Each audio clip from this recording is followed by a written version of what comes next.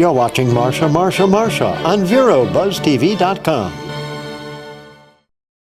While the cat's away, the mice will play. I'm Jeff Vogel, filling in for Marcia Littlejohn, who is on assignment in Portugal this week. And I am thrilled to have Barbara Hoffman joining me, who is Executive Director of the Cultural Council. I was going to say Cultural Alliance. Some cultural groups are alliances and some are councils. That's right. It's good to have you here today. Thank you. I'm very pleased to be here. How long have you been involved with the Cultural Council in Indian River County? I've been involved with the Cultural Council around 5 years. And I started out as becoming chairman of the board of directors, vice chairman of the board of directors my first year. My second year I became chairman of the board of directors and remained in that position until about 3-4 months ago, when I gave up my chairmanship of the board and became their executive director. You have a long history of actually dealing with groups that not just here in Florida but other parts of the country and promoting good things, don't you? Thank you. I try. Yeah, yeah. Yes. Public broadcasting. Yeah. Public broadcasting is one of my most favorites. I spent a good majority of my life in Louisville, Kentucky, and was very involved in the local public television station. And I was the chairman of the board for many, many years. But we went through some difficult times when we transferred from a school board station to an independent community station. And that was very challenging. And I needed a little bit of help from the national PBS.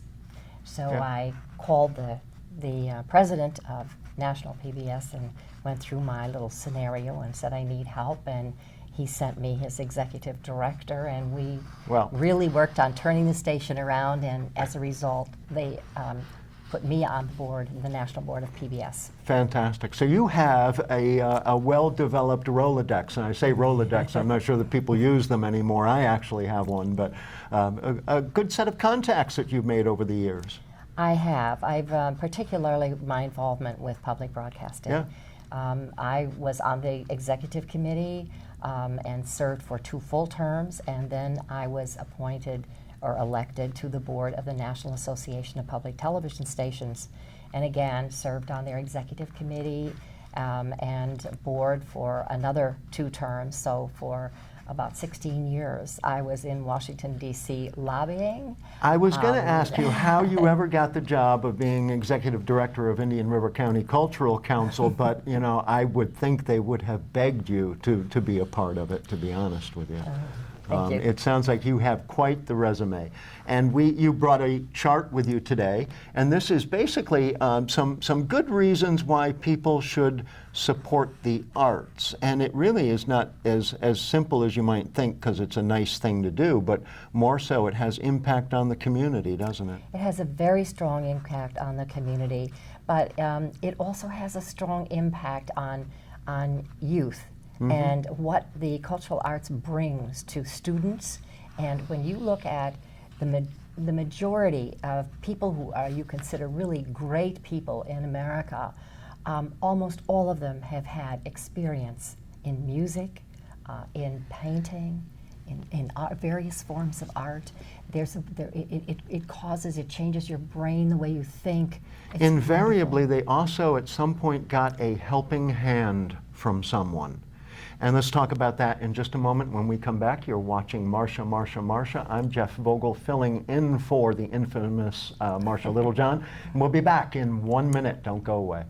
The Furniture Man is a locally owned business that has served the needs of the community of Vero Beach and Indian River County for over 30 years. Here at the Furniture Man, we offer fine pieces to furnish each and every room of your home. Specializing in Floridian style, come browse our selection of bedroom, dining room, patio, and living room. Come explore over 10,000 square feet of showroom, where you can find mattresses, recliners, sofas, dining, and more. Visit us at 673 US 1 in Vero Beach, Monday through Saturday, for all of your furniture needs.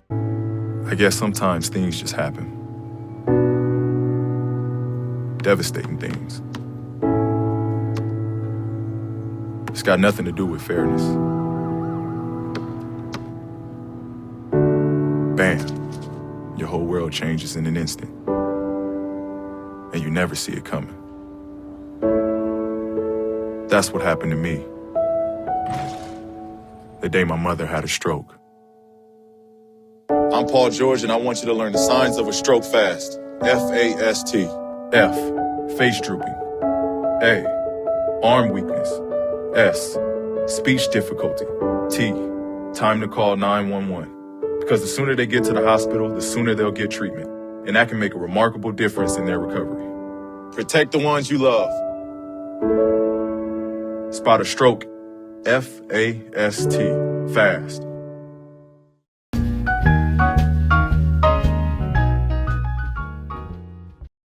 I'm Jeff Vogel, filling in for Marcia Littlejohn. With me is Barbara Hoffman, Executive Director of the Cultural Council of Indian River County, and we're just talking now about the top 10 reasons to support the arts in your community, and that's what the Cultural Council is all about, is drumming up support for local organizations. That's correct. Our mission statement is to promote the cultural arts through education, through collaboration, through marketing, through programming, and through advocacy.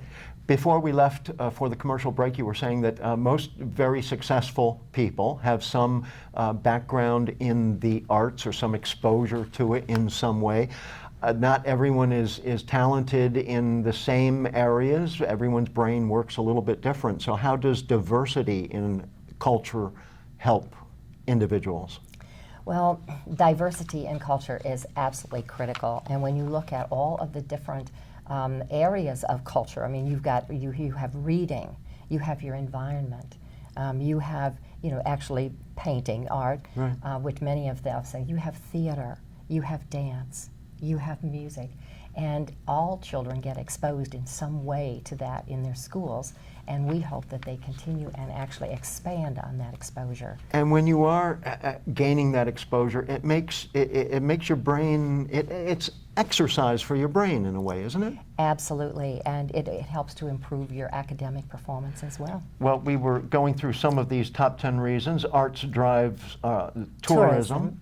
Which is good for the local economy. That's right, it does. And it strengthens the economy. They've put that in a separate category because not only is it good for tourism, but it's good in what other ways for the local economy? Well, it is very, very good for the local merchants here on Main Street. The tourists come, they look at the galleries, they go to the restaurants, and then we find that tourists spend more than the local residents. Well, when you're on vacation, you want to have a good time, right? I know. But also, they have a wonderful experience when they're here in Indian River County and in Vero Beach, because which causes them to stay a little longer.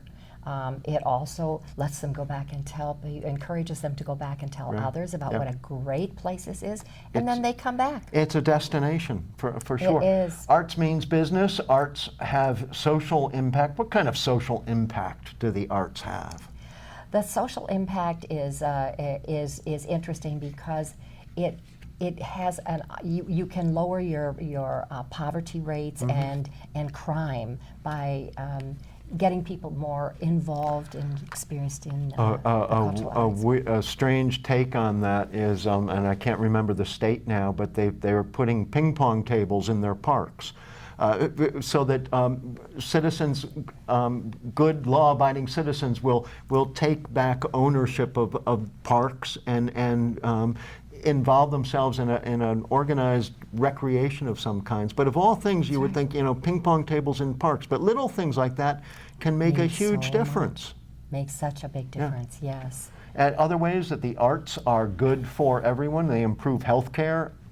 Come on now. Is there a correlation between supporting the arts and improving health? Yes. It results in shorter hospital stays. And I have a personal experience when my father was very, very critically ill, very anxious. We put on classical music and it calmed him significantly. Absolutely. I could go for a little right now because I'm always in need of a little calming. We'll be back in 1 minute to talk more with Barbara Hoffman about culture in Indian River County. The Furniture Man is a locally owned business that has served the needs of the community of Vero Beach and Indian River County for over 30 years. Here at the Furniture Man, we offer fine pieces to furnish each and every room of your home. Specializing in Floridian style, come browse our selection of bedroom, dining room, patio, and living room. Come explore over 10,000 square feet of showroom where you can find mattresses, recliners, sofas, dining, and more. Visit us at 673 US 1 in Vero Beach, Monday through Saturday for all of your furniture needs.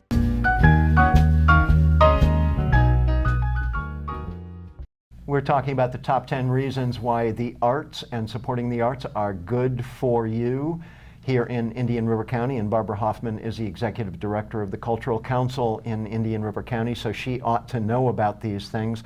Arts strengthens the economy, we've talked about that, and it promotes true prosperity. What in the world is true prosperity?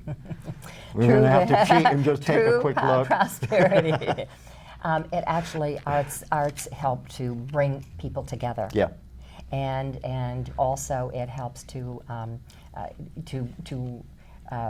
strengthening the economy. It provides jobs. It provides income. It gives people a feeling of belonging also, doesn't it? Absolutely. It sparks creativity and innovation. Innovation is very important because our inventions all come from new ideas and thinking outside the box, which the arts also promotes. A couple years ago, we did an economic impact study of the cultural arts in Indian River County, and we found that the people that are employed in cultural arts, that it's the second largest employer in Indian River County. The first one is the Board of Education. We have been referring to this sort of a guide mark to the top 10 reasons why the cultural arts are important. How can people in Indian River County be a part of cultural activity right here at home? There are many ways to become a part of it. You can actually join the Cultural Council for one thing, but also we do so much promotion, and it's attending the things that are put on. I mean, it is going to. You mentioned McKee Garden a little earlier. I mean, it's going to the gardens. It's going out to ELC. It's going to the symphony. It's attending these wonderful, wonderful events and experiencing. Do you have a newsletter or some sort of calendar of events or anything that people can get a hold of? We do have. We promote in several ways. Every Monday morning in the Press Journal, we have a full half-page, full-color that lists all the things going on during that next week. We also publish annually a guide, arts and cultural guide, that lists all the activities. Over 1,000 of activities are in that guide, and so we'll publish that. It'll come out the 1st of October.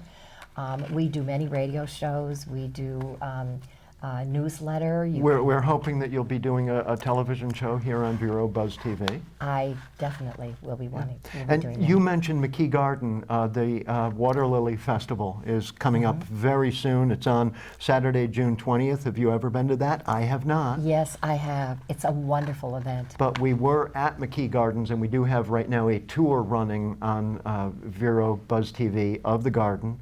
And we saw some of the water lilies, and they are fantastic. And that festival is something people will enjoy? Yes, very much so. McKee's numbers of visitors are up so high this year. Some places 45%, 30%, 65%. I mean, their numbers are just incredible. The visitors to the garden this year are fantastic. And a lot of that has to do with their reputation of bringing in tremendous exhibits and having wonderful festivals and activities. And they think outside of the box, having dinosaurs, cars, Lego sculptures, all kinds of things at McKee Botanical Garden. So they really are on the cutting edge of they're things terrific. also. They're terrific.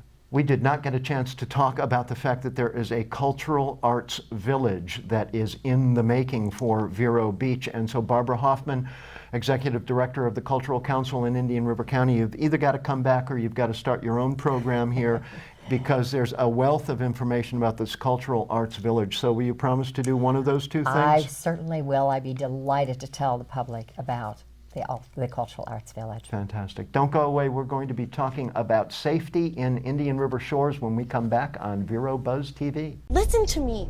I am captain of the track team. And if I'm late... She doesn't really think she's going to get out of here, does she? Be nice. She's new. Hello, is anyone there? Ugh! Wow. Even from our standards, you look awful. Oh, sweetie, what happened? Me? My friend Becky got to talk to this super cute boy, and I tried to act like I wasn't jealous, but I so totally was. And then out of nowhere, this concrete barrier just popped up. Maybe it was a semi. You mean you were driving? Yeah. I mean, I know the whole eyes on the road thing, but this was a super important text. Maybe you have to know, Becky. Texting? Great. But it was only like 5 seconds, and I'm a really, really fast texter, so it wasn't even a big deal. Actually, has she texted me back yet? Wow, I get like no bars in this place. I wonder if they have Wi-Fi here.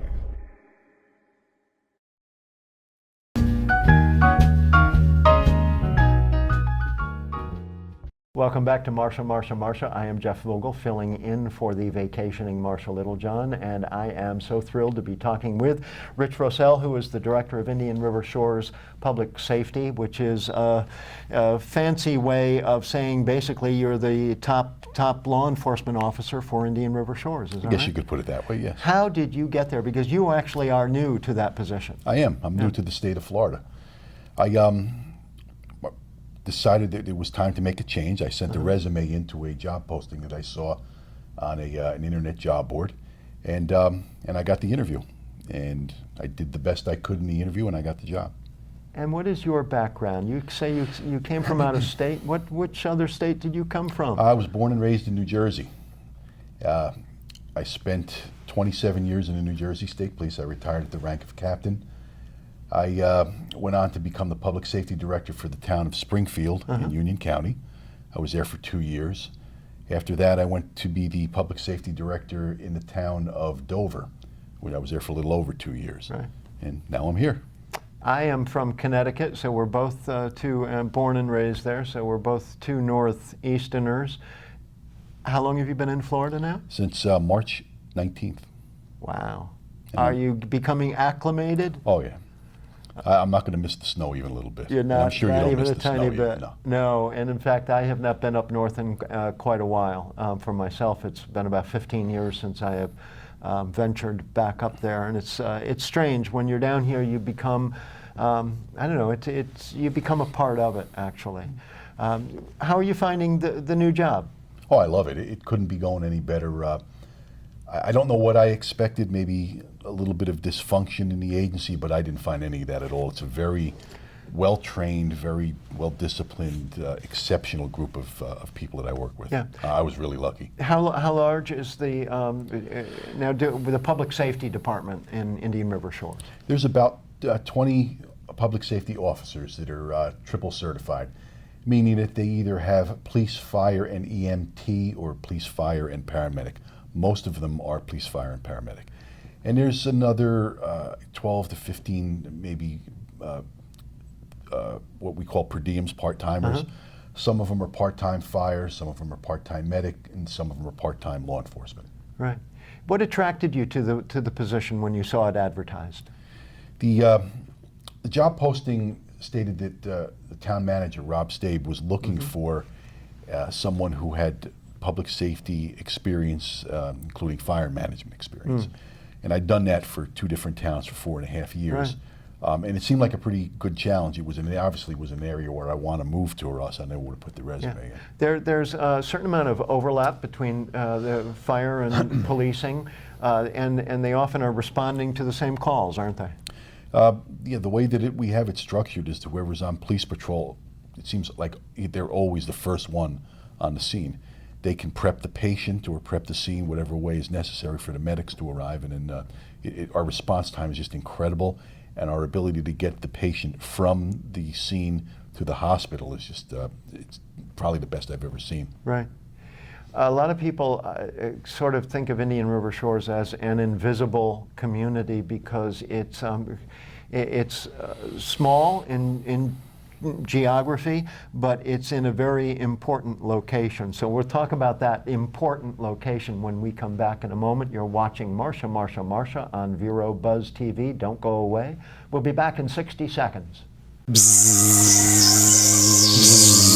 Advertise your business on Buzz TV. Email buzztvnetwork@gmail.com or call 772-777-1382. When I was 6, my mom had a stroke. I'm Paul George. Learn the signs of a stroke fast. F, face drooping. A, arm weakness. S, speech difficulty. T, time to call 911. Spot a stroke fast.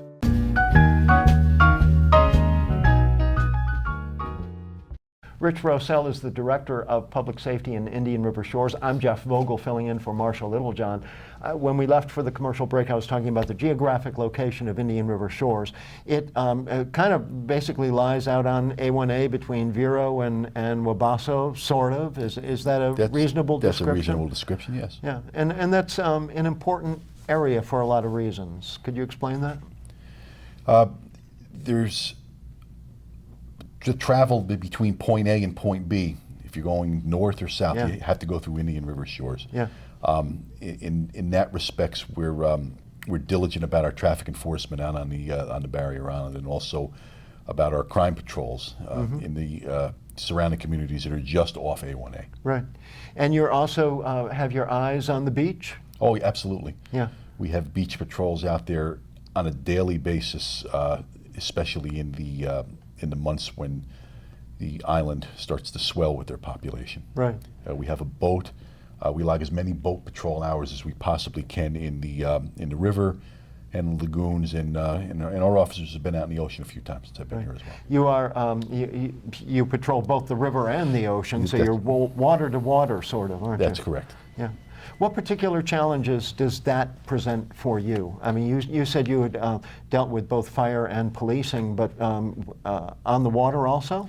I have limited experience in law enforcement on the water. I do have some, but limited. Logistically, it poses a little bit of a problem, because in order to get to the ocean, we have to go up to the inlet. The inlet is a pretty decent boat ride, minimum of 20 minutes. Yes.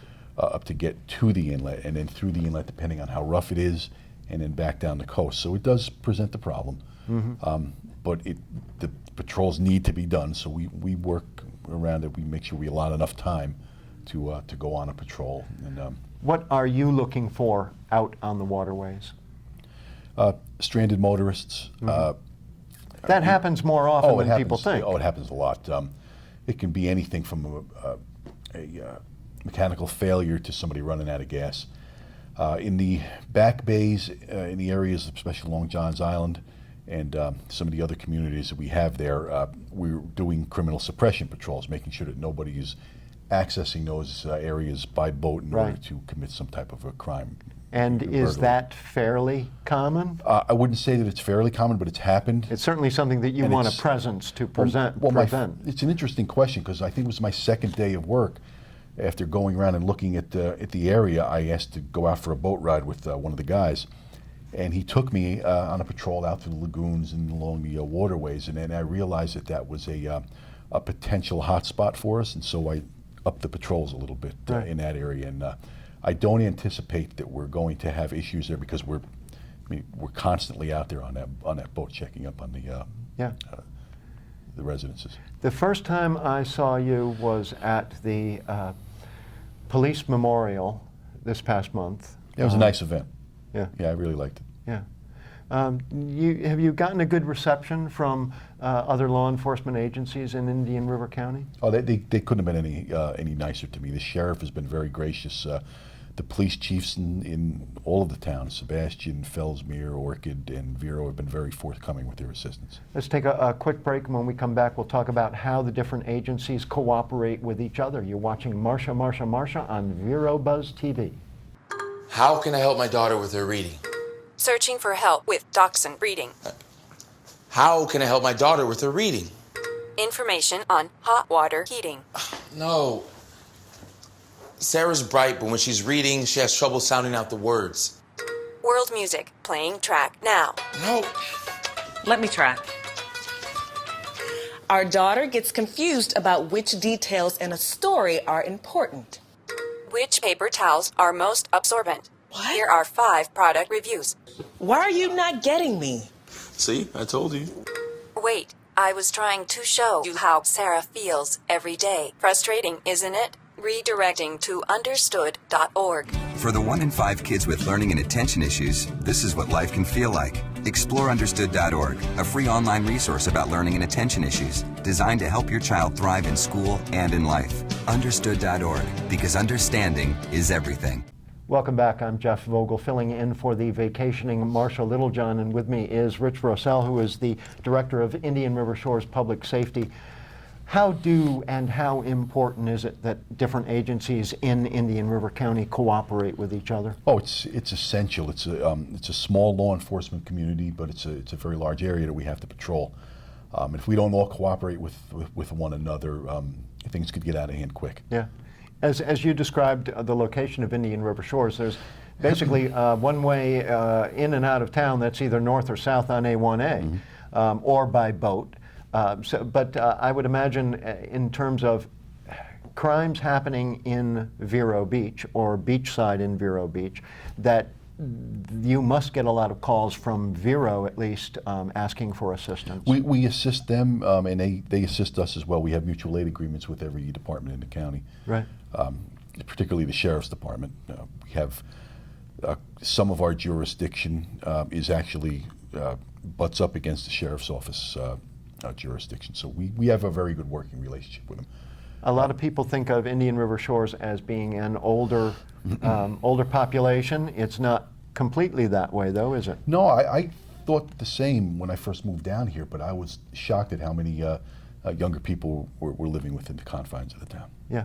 What do you find are the particular needs of the residents of Indian River Shores, or what are they communicating with you mostly about? Their primary concern seems to be our response to a medical emergency. Yeah. Which I can't blame them. That's why we're triple certified, so we can get there quicker. And I think that's their most important concern, followed by keeping the crime rate as low as it can possibly go. And that would involve, I would assume, patrols within the communities also. We have patrols within the community. We started a new community policing function, which is going to be eased in over the next couple of months, where we're going to go out to the communities in the town and ask the HOAs what their primary concerns on how they want to be policed. And then we'll tailor our enforcement and our service. Several of the communities in Indian River Shores are private communities with their own security systems and security guards. Seems like everybody has a security system in their homes. Yeah, it's actually a pretty safe place to live. It is. I have one in my own home as well. It's a very safe place to live. I think that Indian River Shores, the population of Indian River Shores, knows quite well how good they have it as far as being secure. Right. The men and women in our agency are very diligent about their patrols, very diligent about their police work. You've mentioned triple certified a couple times. What is that? What does that mean? What kind of training do the officers in Indian River Shores have? Well, they have to go through a police academy, be certified as a police officer. They have to go through a fire academy, full-time fire academy, to be certified as a fireman or firefighter. Sorry, and then most of our officers are paramedics, so they have to go to paramedic certification school. And the ones that are not are at the minimum EMT, so they have to go to EMT. Is that triple certified training above and beyond what other communities may ask for? Well above and beyond. Our medical director, Dr. Mattice, likes to refer to our town as the only town in America that is certified to do what we do as well as we do it. That's fantastic. Rich Rosell is the Director of Public Safety in Indian River Shores. I'm Jeff Vogel, filling in for Marcia Littlejohn. Thank you for watching. Please come back again. Oh, it was very nice to meet you. Thanks for having me. Keep us informed of what's happening up there. And thank you for watching. We'll see you next time.